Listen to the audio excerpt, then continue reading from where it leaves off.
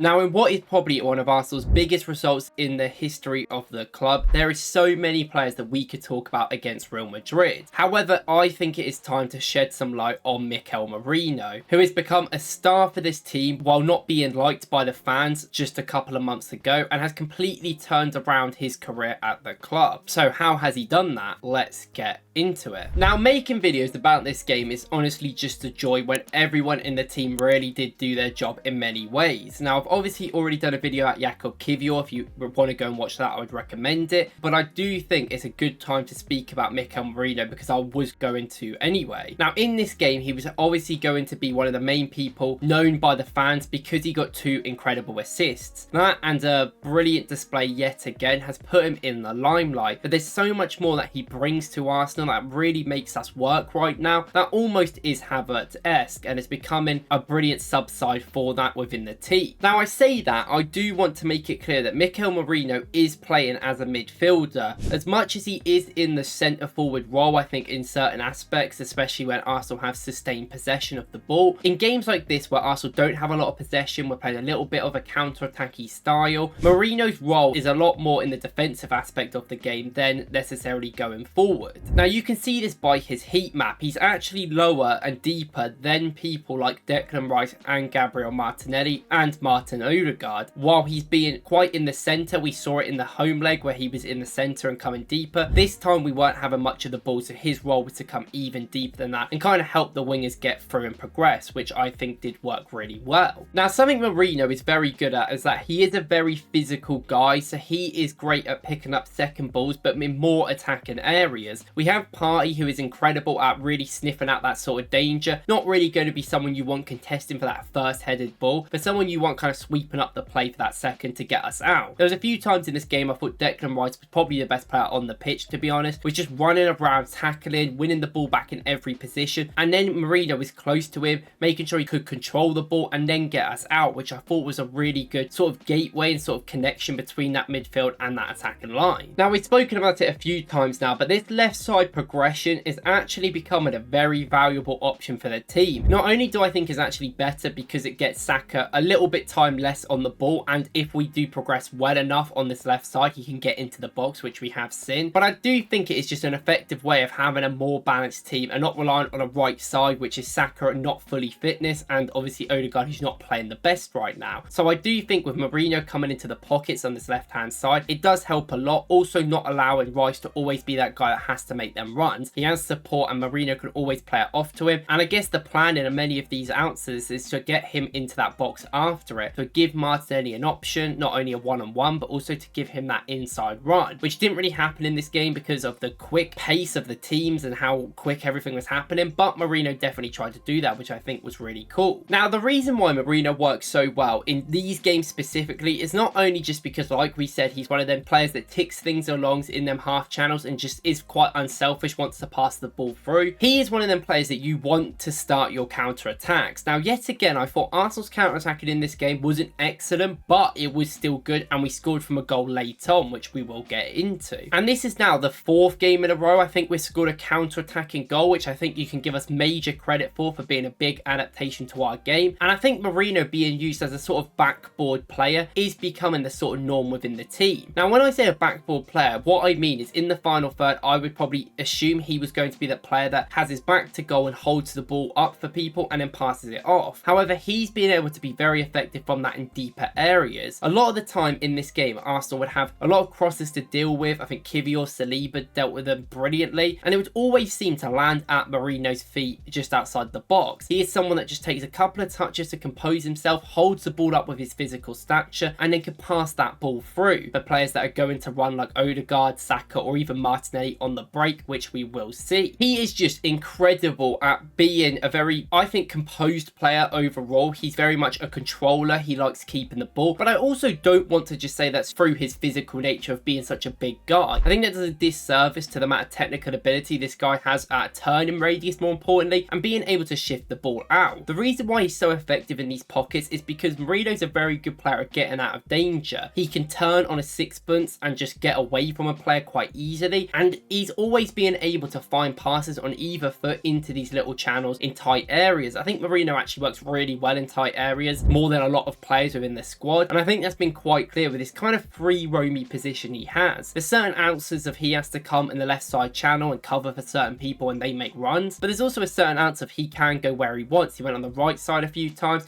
he was working with other players, and it is a little bit like Havertz, but he is way more willing to go down that left hand side than Havertz was, probably because of the foot that he is in. But more importantly, the thing that really makes him the most acceptable outfit up front for Arsenal right now is that Arsenal can always have an option to break a press down with a long ball over the top. Now, this isn't a new thing. We've always done this with Havertz this season and the end of last, where Raya has kind of kicked that ball long into these channels and Havertz has tried to head the ball on for players, but it hasn't worked entirely well. We've done it a few times and it's definitely got us up the pitch and maybe brought the ball down, but I wouldn't say it's actually really created many chances. It's not really necessarily Havertz's forte. Directional headers, he's good in the air, he's a big guy, but he's not exactly the best at really getting them in the right areas. Now, that is something Merino doesn't struggle with. He is one of the best players from aerial duels in the world. He's one of the best players in the air as well, which he deserves credit for. And in this game specifically, when Arsenal were under a little bit of pressure and Real Madrid were having these chances crossing the ball in, as soon as we get that ball to David Raya, he was able to just kick that ball long to Merino, who could head it down and work with the team. This happened a few times as well when we progressed the ball through midfield. Partey and Rice had an option to go long, and it would come down to Merino, who would be very much not in the centre because he's quite intelligent. You don't want to really have these duels in the centre. You want them on the left and right channels where there's going to be a bit more space, and he was bringing the ball down brilliantly. But the main one is obviously that first goal. This whole first goal happens because we kick the ball long. It goes to Merino, who does a brilliant job to head that ball onto Saka and contest with two players. That physical nature is exactly what we needed, and then we have a great opportunity. Now, Saka ends up slowing it down here, which obviously we will get into, but Merino makes a good run into the box after this. That is exactly what Arsenal have wanted, and I think it's one of the reasons why we want a big striker. It's no secret the strikers we've been linked to are all massive, because I think in a way that is just an easy way to have your wingers get the ball and get the ball up the pitch with teams penning you in, which other teams just simply don't have that sort of ability to do that against our team with how big and dominant our centre backs are. But realistically, that's not what's going to be spoken about this Merino performance. The things that are going to be spoken about is his composure within the 2 assists that he got and his brilliant play that he did to get them. Now, he mentioned the build up to that first goal there where he heads the ball brilliantly. He gets into a pretty good position within the box, but yet again, he's becoming this player that is not having to run in behind. It's something I said that if you're going to play Merino in certain ways that you want him to run in behind, he is going to struggle. He's someone that probably in the box can stay in there and find good spaces, but he isn't going to be that progressive runner like you see Rice even do sometimes, or like a proper striker. Isn't his role, and I wouldn't expect him to be able to know how to do that to the effect that you can within this competition. This is why I really like the whole backboard Merino system of him coming deeper. He comes a lot deeper just outside the box a lot of the time. We saw it a bit with his goal against Real Madrid in the first leg, where he gives an option to players to pass it into. Now, this works when you have other players running in behind, and we did in this game with the 2 wingers really being that outfit. And with his first assist, he does a brilliant job to pick the ball up. He obviously swivels with it, and Saka's in that central progressive area, which I wanted Saka to be in a lot more. He takes a brilliant run, Saka does, and times it to perfection. But this pass by Merino is so good. He's quick on the release, which has also been something people have criticised him before, I think the last couple of months, and he instantly just shifts that ball into the perfect length for Saka, who's able to chip that ball in over Courtois. It's a brilliant goal. They all deserve credit of how the play was made, and obviously Bednam doesn't really track Odegaard, so that's a big problem for them. But I do think that Merino deserves a lot of credit for yet again having that adaptation to come deeper and make that pass through more as like an attacking midfielder, which we just don't have at the moment. And later on, it's literally the same thing where he gets the ball from that clearance by Kivior. He slowly takes the ball up the field, not really showing much urgency, but doesn't need to, just carrying that ball in a safe way. And then as soon as Martinelli busts a gut to get into that final third, really appreciate that from Martinelli at this time of the game. He just has the perfect timing of the ball. It's exactly when Martinelli has just got into that half, or he's just in his own half still, I should say. And Merino just perfectly places it through for Martinelli. It's not something we've really overly seen by Merino, these brilliant timed through balls that are just so perfectly made for the team, but it really creates that goal, and Martinelli obviously finishes it brilliantly. And in this game, I think not only did creatively that Merino really worked from deeper positions, I think that he held the ball up perfectly. He was such a good outlet in there. You need a bit of time to calm down, give it to Merino, and he calms it down. Made a lot of very, very smart decisions in this game, was very patient, and he's really found a role within this team. Like, I have to give Arteta credit within the tactics, because I think it really has now got the best out of Merino within the last couple of weeks, but also you've got to think about it, like Merino never played up front before. I would argue he's still not really playing as a striker in many ways, but he still had to be effective from closer areas within the box, and he probably is more used to. A little bit deeper sometimes that he isn't really having to do as much, and he's just so effective around the pitch right now that you don't really worry about him not being in the box all the moments. That's kind of on other people to make them runs. And you know it's an effective game by what I call a striker when they've had the least amount of touches in the game out of any player, but also been able to show their effect within some sort of goals or assists. In this game, he only made 14 out of 19 passes, but he created 2 chances. He obviously won a penalty where he gets pulled down and does brilliant in that moment. And with his 32 touches, was the least amount of touches within the game out of any player, which is very interesting. But still able to make 1 out of 2 successful dribbles and 4 passes into the final third, but also still be effective defensively. 4 recoveries, 6 defensive actions, 4 headed clearance, 4 clearances. When we needed to really hold on and we needed him in that low block, he was coming back, he was heading balls away, he was being physical when he needed to, and he was running back and tackling brilliantly. I mean,